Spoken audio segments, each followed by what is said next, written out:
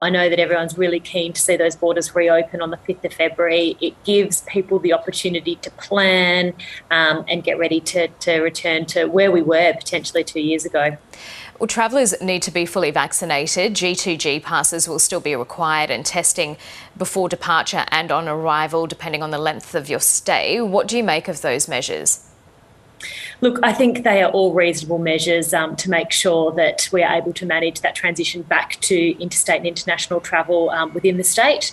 I think what we do understand is that we're not going to be turning a tap back on in terms of visitation to the region. It will be a slow recovery, and that will be largely fueled by visiting friends and relatives in the first instance, and then we'll start to see those leisure number build. Yeah, you say a slow recovery. Is that because the opening comes after the school holidays and, just with 1 month of summer left, you're missing out on that summer holiday spend, aren't you? Summer holidays for this particular region, we're located just 3 hours south of Perth, is usually quite busy with our intrastate market and our Perth market. So the reopening of the borders around that February period is actually a very helpful time for the region because that's when we start to see those visitor numbers decline. And I think that's been the real struggle for operators over the last 2 years is just the inconsistency in visitation. The school holidays are particularly busy, weekends are very busy, but there's none of the interstate or international business, which actually is what sustains the region and creates a smoother level of visitation over the year.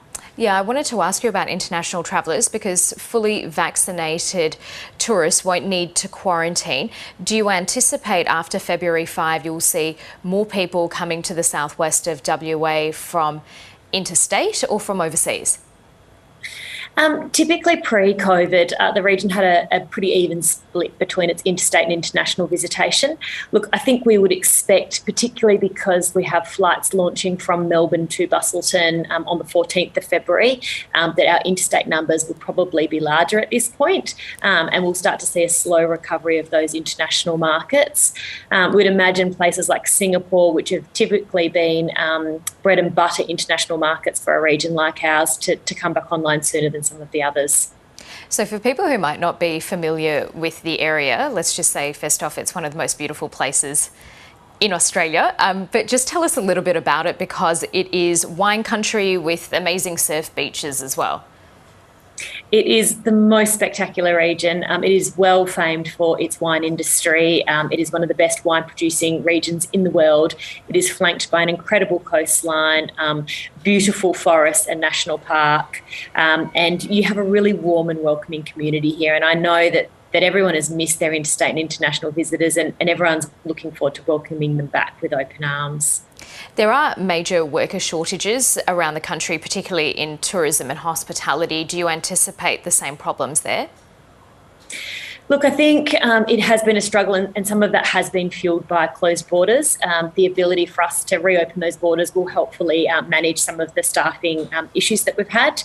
And I think also by having that consistency in visitation to the region, businesses can provide employment more reliably to people as well. At the moment, it has been quite piecemeal because of the nature of the visitation being concentrated on school holidays and weekends. Employers will be able to offer employment which is more substantial and potentially more attractive to the market as well. How's the region doing after those two major bushfires last week? Yeah, it was a very scary time for the region. The firefighters did an amazing job of saving homes, saving lives. Essentially, we have come out of it relatively unscathed.